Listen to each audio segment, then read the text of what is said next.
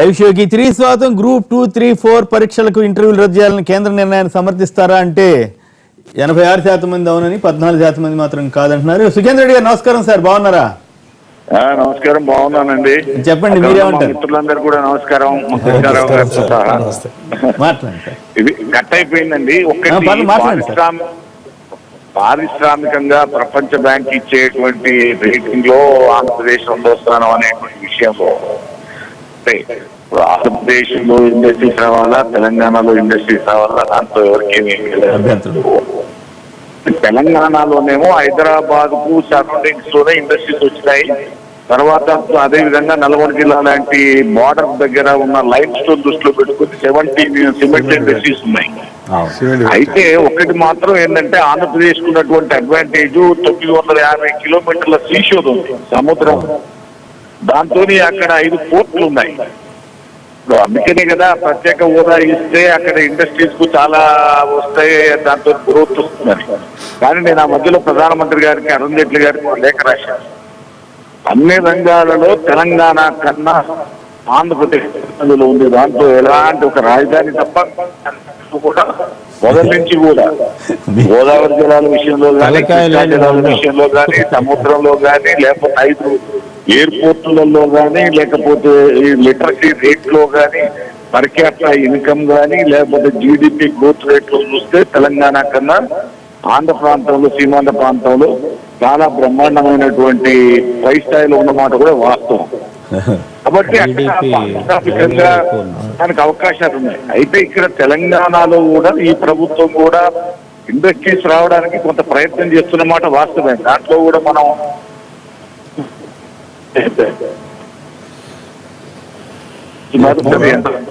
కాకపోతే ముఖ్యమంత్రి గారు కానీ తెలంగాణ రాష్ట్రం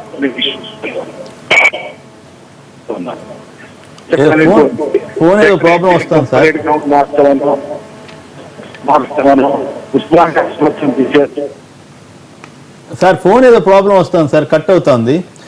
అంటే ఇక్కడ ధనిక రాష్ట్రంగా ఉన్న తెలంగాణ వెనకబడింది, అక్కడ ఏపీ ఇంతవరకు అసలు అక్కడ ఏం లేకపోయినా అది వస్తాయి అంటున్నారు. సుఖేందర్ రెడ్డి గారు 900 ఆయన లేఖ రాశాడు, ఇది చాలా బాగుంది అని. ఆయన చెప్పిన మిగతా ఆస్పెక్ట్లు ఎలా ఉన్నా ఇప్పుడు ఇవాళ తీసుకొచ్చినటువంటి సబ్జెక్ట్ లో 960 కిలోమీటర్ల తీర రేఖ ఉంది అంటే 1000 కిలోమీటర్లు గుజరాత్ ఉంది నెంబర్ 1, దాని తర్వాత నెంబర్ 2 ఆంధ్ర. కాబట్టి అది కాదు, మరి జార్ఖండ్, మధ్యప్రదేశ్ కి, ఛత్తీస్గఢ్ కి అసలు తీరరేఖ ఎక్కడ ఉంది? అవి ల్యాండ్ లాక్డ్ స్టేట్స్ కదా, మరి అవి ఎలా వచ్చాయి? కరెక్ట్. మరి అది కూడా సుఖేంద్ర రెడ్డి గారి యాంగిల్ ఏంటంటే తెలంగాణలో డెవలప్మెంట్ యాంగిల్ ఆయన మాట్లాడుతున్నారు, కానీ అట్ ది సేమ్ టైం ఏపీలో ఆయన చేస్తున్న వాదంతో అంత హేతుబద్ధత అనిపించట్లేదు. ఇప్పుడు పోర్ట్లు, ఇప్పుడు చెన్నై పోర్ట్ తో పోలిస్తే అక్కడ ఇక్కడ ఏపీలో స్థాయిలో ఇంకా డెవలప్ అవ్వలేదు కదా, ఇంకా డెవలప్ అవ్వాల్సిన అవసరం ఉంది. ఓకే, ఇప్పుడు మీరు తెలంగాణ వెనకబడ్డది అభివృద్ధిలో ఉంది అని ఇప్పుడు సుఖేందర్ రెడ్డి గారు అంటే దాని మీద ఆబ్జెక్షన్ అన్నారు కదా. తెలంగాణ వెనకబడింది అనేది ఆయన చెప్పిన వాటిలో రవీంద్ర గారు కొన్ని ఆయన లేఖ రాశాడు. ఆ లేఖలో ఏం చెప్పాడంటే ఈ తెలంగాణ ఆంధ్రప్రదేశ్ కి ప్రత్యేక హోదా ఇవ్వకూడదు, ఎందుకు ఇవ్వకూడదు అంటే చెప్పుకొచ్చాడు. గుర్తించి మళ్ళీ స్పెషల్ స్టేటస్ అడుగుతున్నారు. రెండో స్థానంలో 13వ స్థానంలో ఉన్న తెలంగాణకి రెండో ప్లేస్ లో ఏపీకి రాశాడు. అక్కడ ఉన్నటువంటి రాష్ట్ర పరిస్థితి చూడండి. మొన్నటి వరకు రాజధాని నగరం కొరకు భూసేకరణ విషయంలో ఎన్ని తగాదాలైనాయి, ఏ విధంగా జరుగుతున్నాయి, బందరు, కర్నూలు స్థిరంగా ఉందా? రెండవది నోటుకు ఓటు విషయంలో అసలు ముఖ్యమంత్రి మారిపోతాడు అనేటటువంటి వాతావరణం క్రియేట్ అయింది. అవే అనుకూలమా?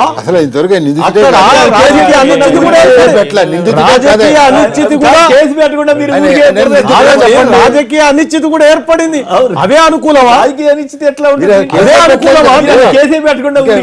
మీరు ఒక పక్క ఇండస్ట్రీస్ మూతవేయబడుతున్నాయి, ఇక్కడ స్కిల్ లేబర్ ఉంది అంటున్నారు, అక్కడ లేదు అంటున్నారు.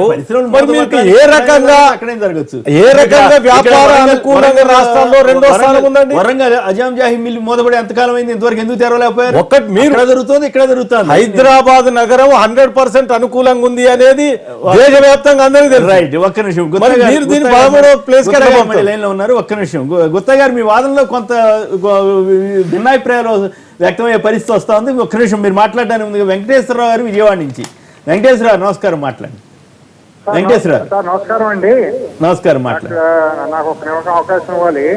ఏదైనా పద్ధతిగా మాట్లాడండి. అనేది పద్ధతేనండి. రాష్ట్ర విభజన అనేది అంత అన్యాయంగా అక్రమంగా జరిగి ఒక నీడ లేకుండా కూర్చుంటానికి కుర్చీ లేకుండా రోడ్డును పడేశారనేది ఊరుకోండి, మళ్ళీ మీరు అవకాశం చెబుతారు. మీరు కూడా అవకాశం కాకపోతే మీకు మనకు ఉమ్మడి రాజధాని ఎందుకు ఇచ్చారు? కూర్చోడానికి కుర్చీ లేకుండా వెళ్ళిపోమని చెప్పారు ఎవరన్నా? ఏం మాట్లాడతారు? మీరు కూడా తెలిసిన వాళ్ళు కూడా అట్లా మాట్లాడితే ఎట్లా? ఊరికి అవకాశాలు చెబుతారు, రాజకీయ నాయకులు లెక్క అవకాశాలు చెబితే ఎట్లా? మాట్లాడండి.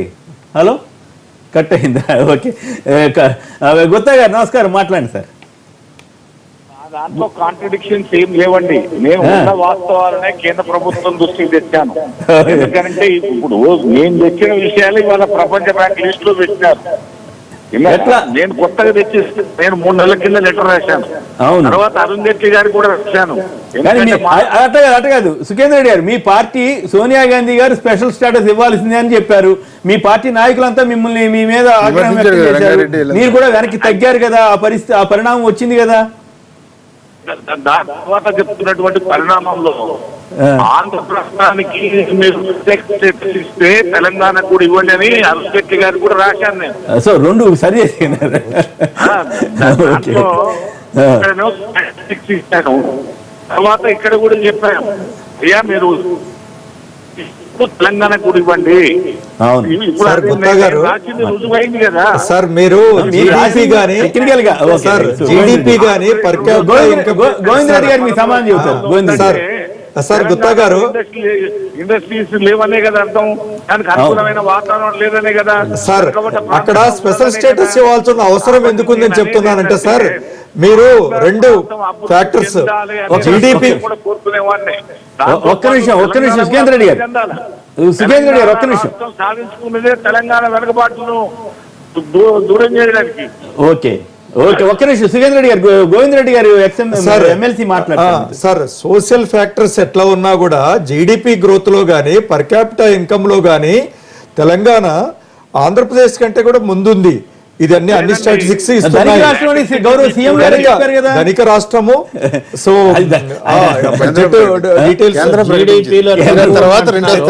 మీరు రెండోది కాబట్టి ఆంధ్రప్రదేశ్ వాతావరణం ఉంది కాబట్టి మనము స్పెషల్ స్టేటస్ మనకు ఇక్కడ కూడా తెలంగాణ కూడా తెచ్చుకుంటే ఇబ్బంది లేదు, కానీ ఆంధ్రప్రదేశ్ కు స్పెషల్ స్టేటస్ అవసరం లేదు అనేది మాత్రం అది కరెక్ట్ వాస్తవంగా తప్పు లేదు. తెలంగాణ కూడా ఇవ్వండి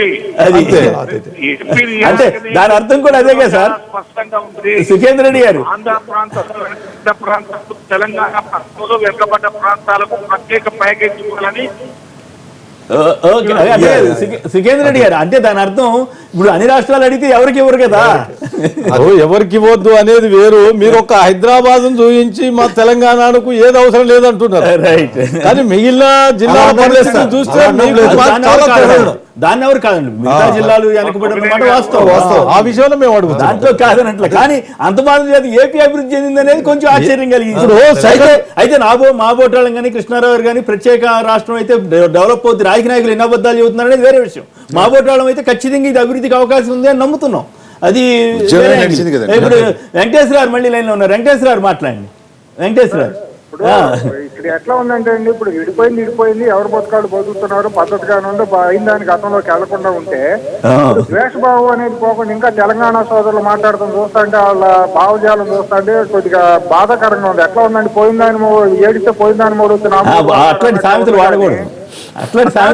ఎందుకంటే వాళ్ళ మాట్లాడే ఓటుకు నోటు ఎన్ని మాట్లాడి మరి వాళ్ళు టెలిఫోన్ ట్యాపింగ్ విషయంలో కూడా దాని మూలం 13వ నెంబర్కి రావచ్చు. పారిశ్రామికవేత్తలు భయపడిపోయి దీనికి దానికి ఏం సంబంధం?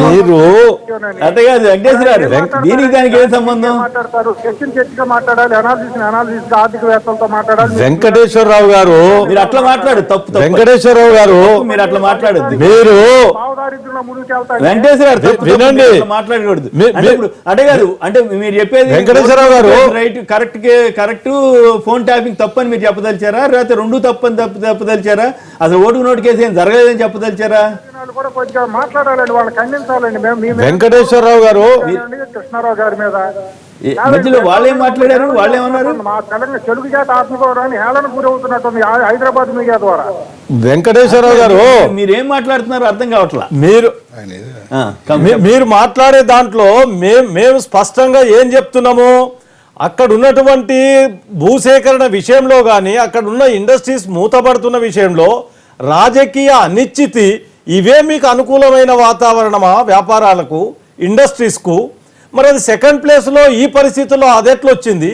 ఇక్కడ హైదరాబాద్లో మీరే ఇండస్ట్రీస్ ఎన్ని పెట్టినామో అని చెప్పినారు. ఇంత అనుకూలమైన వాతావరణం ఉన్న హైదరాబాద్ నగరము ఉన్నటువంటి తెలంగాణ రాష్ట్రం 13వ ప్లేస్ కు ఏ విధంగా పోయింది? దీంట్లో ఎట్లా జరిగినవి ఇవి? రైట్, మేము చెప్తున్నా వాళ్ళు క్లియర్ గా వచ్చి ఫీల్డ్ లో చూసి సర్వే చేస్తే బాగుంటుంది. Right, okay. అయితే ఇక ఇప్పుడు నిన్న ఈ పెద్ద ప్రమాదం జరిగింది, రోడ్డు ప్రమాదం జరిగింది గండేపల్లిది. దాని మీద 2 లక్షల పరిహారమే ప్రకటించారు. అయితే గతంలో మద్రాసులో చనిపోయిన వాళ్ళకి 5 లక్షలు ఇచ్చారు, ఇంకెక్కడో పుష్కరాల వాళ్ళకి 10 లక్షలు ఇచ్చారు. ఇట్లా వివక్ష చూపుతున్నారనేది జగన్ గారు కానీ ఇతరత్ర కొందరు విమర్శించారు. అసలు ఈ పరిహారాల మీద ప్రభుత్వాలకు ఒక విధానం ఉండాలా అక్కర్లేదా? అంటే మీరు ఆత్మహత్య చేసుకున్న రైతులకి అంత రాజశేఖర రెడ్డి గారి టైంలో 50 లక్షన్నర ఇచ్చారు. అప్పటికి అదే చాలా బ్రహ్మాండం అనేది. అంటే ఆ రోజుల్లోనే ఏదో మొత్తానికి 10 ఏళ్ళు అయింది కదా, 2004 నుంచి చూస్తే అన్నారు. దాన్ని 5 లక్షలకు పెంచాడు ఈయన చంద్రబాబు నాయుడు గారు. తర్వాత ఒక్కొక్క దానికి ఒక్కో రకంగా కనిపిస్తుంది. ఇది మామూలుగా ఏంటంటే ఆపద్బంధు కింద పోయినా కూడా 50,000 ప్రమాదం అని కూడా ఎవరు పోయినా కూడా ఆపద్బంధు కింద 50,000 రూపాయలు జిల్లా కలెక్టర్ ఇస్తూనే ఉంటారు. అలా కాకుండా ఇది పెట్టారు. అయితే ఈ ప్రమాదాలన్నిటికీ ఇది కొంచెం అందరూ చర్చించవలసిన అవసరం ఉంది. ఎంతైనా వాళ్ళు ఎక్కడం కానీ ఇంకోటి కానీ వాళ్ళు ఎక్కడ పట్టుకున్న వాళ్ళు ఆర్టీఏ వాళ్ళు ఎందుకు పట్టుకోవాలా? ఆర్టీఏ చేశారు. అన్ని చెక్ పోస్టులు దాటింది, నేషనల్ హైవేలో టోల్ గేట్లు దాటి వెళ్ళింది. వీళ్ళు లారీ మీద అంత మంది ప్రయాణిస్తున్నారంటే అది ఎలా అలౌ చేశారు? మరి దాని మీద ఏదో ఫలానా వాడిని సస్పెండ్ చేయడం, ఫలానా దాని మీద చర్య తీసుకోవాలి కదా. ఇట్ ఈస్ పాస్డ్ త్రూ పరిహారాలకు. అదే దానికి కూడా చనిపోయిన వాళ్ళకి ఇచ్చినప్పుడు ఇక్కడ వాళ్ళకి ఎందుకు ఎవరనేటువంటి మొన్న ఎక్కడో 10 లక్షల రూపాయలు హైదరాబాద్ లో చనిపోయిందని కూడా ఇచ్చారు. అవును, ఇక దీనికి కూడా ఏదైనా పాలసీ దీనికైతే ఇలాగా, దానికైతే అలాగా, నీళ్ళల్లో పడి చనిపోతే దానికైతే ఇలాగా అన్నిటికీ. ఈ యాక్సిడెంట్స్ అనేది నిజంగా చాలా సీరియస్ ఇష్యూ సార్. ఇది అంటే అదే మన స్టాటిస్టిక్స్ కూడా ఏమంటున్నాయంటే దాదాపు 1.5 లక్ష మంది రోడ్డు ప్రమాదంలో చనిపోయేటువంటి వ్యక్తులు కూడా ఈజ్ ఎ బ్రెడ్ విన్నర్. కాబట్టి ఆ కుటుంబానికి చాలా ముఖ్యమైనటువంటి వ్యక్తి. కాబట్టి దీని మీద ప్రభుత్వంలో ఒక చిత్తశుద్ధితో పనిచేయాల్సిన అవసరం. 2 లక్షలు ఇచ్చారనుకో, మీరు అంటే ఏమంటారు? అపోజిషన్ ఉన్న వాళ్ళు 5 లక్షలు ఇమ్మంటారు. అంటే గతంలో తెలుగుదేశం కూడా అట్లా అడుగుండొచ్చు. 5 లక్షలు ఇచ్చారనుకోండి, 10 లక్షలు ఉండంటున్నారు. 10 లక్షలు ఉన్నారనుకోండి, నిన్న వాళ్ళు 20 లక్షలు ఇవ్వాలని అడుగుతున్నారు. అంటే ఆ రకంగా ఓఎన్జీసీ అప్పుడు 20 లక్షలు అడిగారు కదా. ఓఎన్జీసీ ప్రమాదం తూర్పుగోదావరి జిల్లాలో జరిగినప్పుడు 20 లక్షలు. అంటే దీనికి ఒక విధానం ఉండక్కర్లేదా? ప్రతిదాని ఓట్లకి చేస్తున్నారా? తప్పు కాదని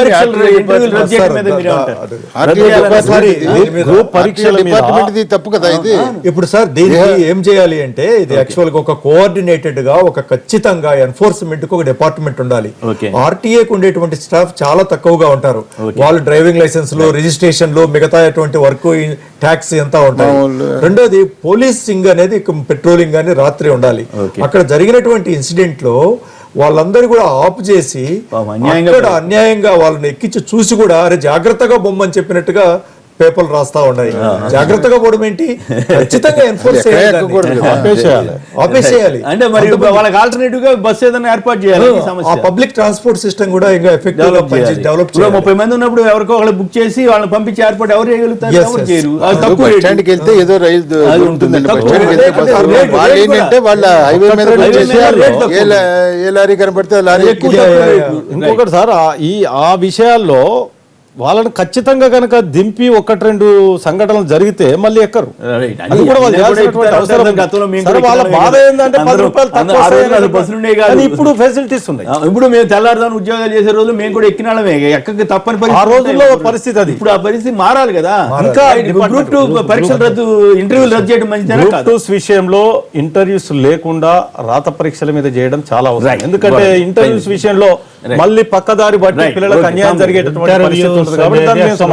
ఇంటర్వ్యూలు ఉండకూడదు. నేను గ్రూప్ 1 ఆఫీసర్ గా సెలెక్ట్ అయ్యాను. నేను చాలా అన్యాయాలు జరుగుతున్నాయి. సో రద్దు చేయడం మంచిది అంటారు. ఆ రద్దు చేయడం సర్వీస్ కమిషన్ కూడా రద్దు చేయడం మంచిది. అనేక ఒత్తిళ్లు కూడా వస్తాయి వాళ్ళ పబ్లిక్ మీద. సర్వీస్ కమిషన్ కూడా రద్దు చేయడం మంచిది. పబ్లిక్ ఎందుకంటే సర్వీస్ కమిషనర్ దానికి వాళ్ళకి ఏం పనే ఉంది ఇంకా.